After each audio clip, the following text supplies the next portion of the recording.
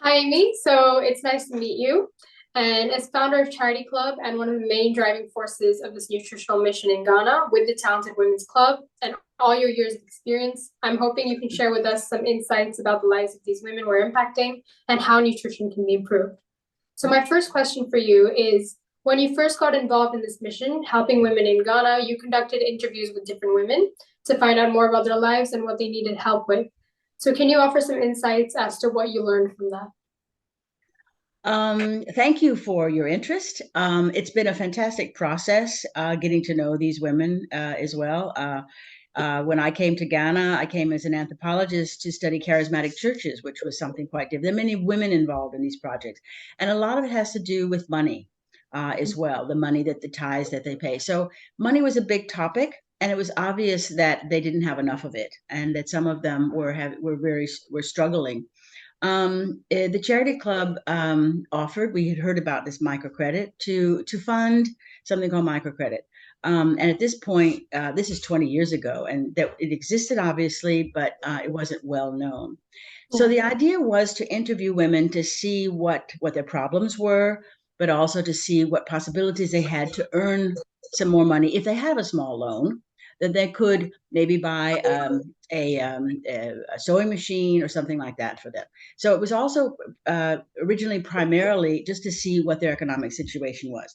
The group of women, they chose themselves.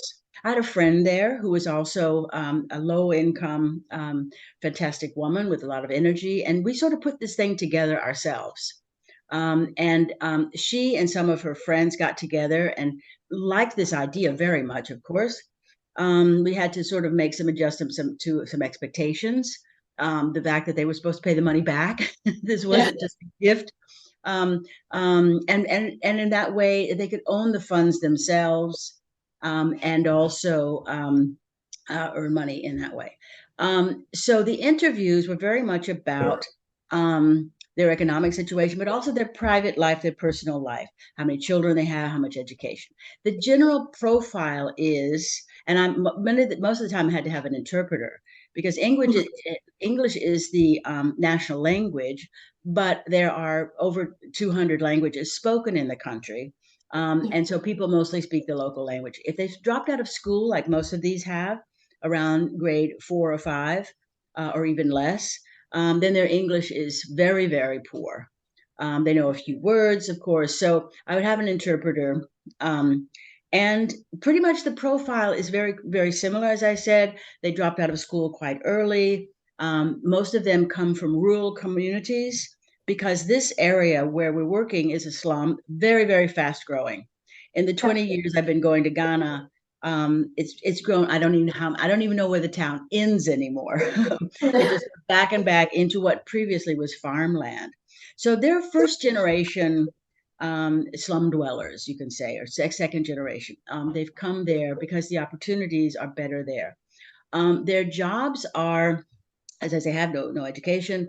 They go to a larger market and buy some cassava or some rice or something like that, and bring it to the villages and then sell it. It's not very profitable, but it's what they can do. Some of them, probably about a third of them, have some kind of education. They have either hairdressers or seamstresses. That's the thing. Um, no one's gone further than that. They Okay. all have children, most of them, they're all married, and their husbands support this effort as well. Okay. Thank you. My second question is, do you have any personal experiences that you could share with a woman in Ghana that has really benefited from charity club donations or the talent tree, and how did she progress? They cannot believe their good luck that they have been able to, that there are a group of students in Copenhagen, a place they, of course, never heard of before, that wish them well. I mean, I think that that they've grown with this idea that that people want to give them something, want to help them. So it's taken some time to figure out what is this about. Um, and they often talk about how it has helped in terms of their business.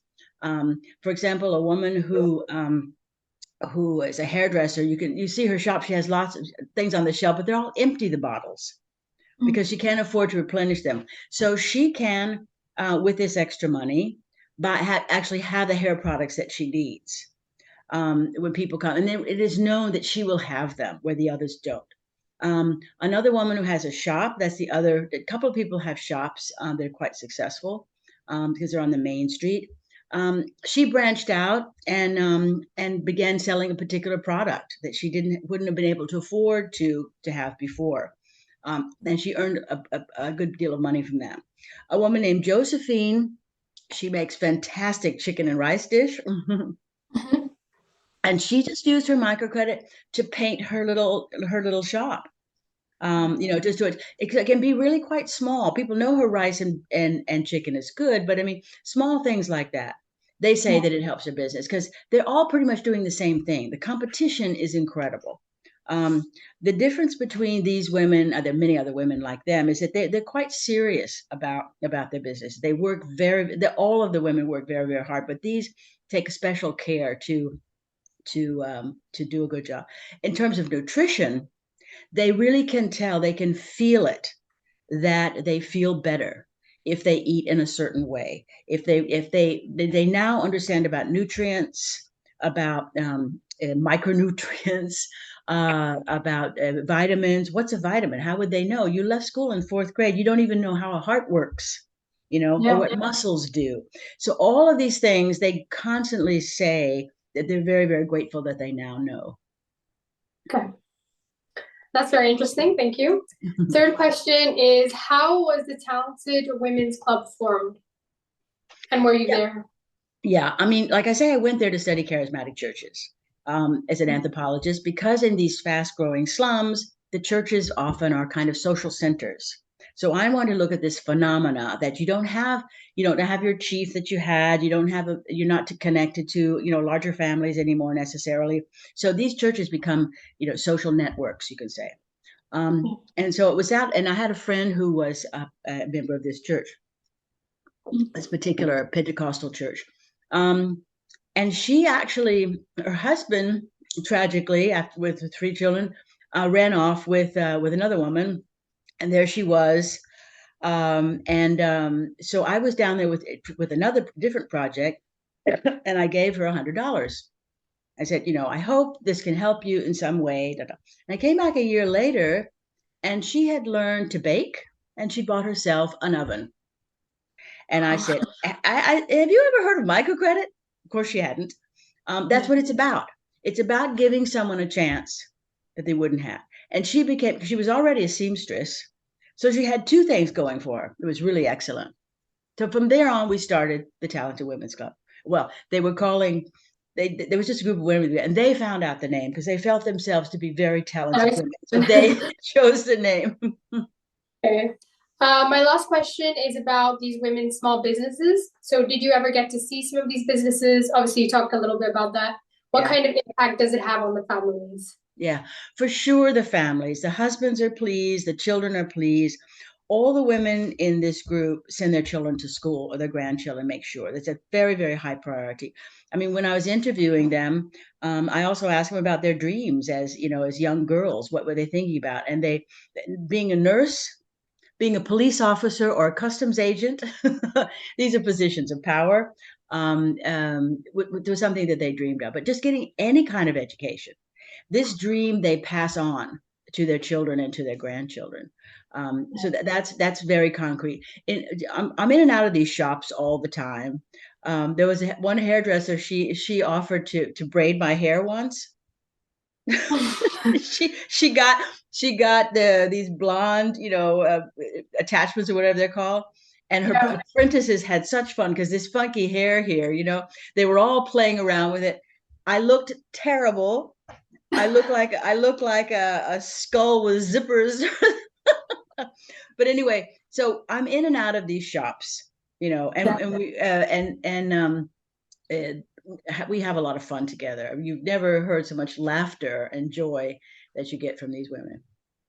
One more thing, with our focus on nutrition, something that really is impactful is our food distributions. We started doing that during COVID, and we just done it recently here, December 2022. and now have nutritionists attached to this donation so that they're actually talking about the food that they're giving out, what it's actually the properties are and how best to prepare it, things like that. So that's quite good. All right. Thank you for the interview. That was it. Thanks for asking. Thank you.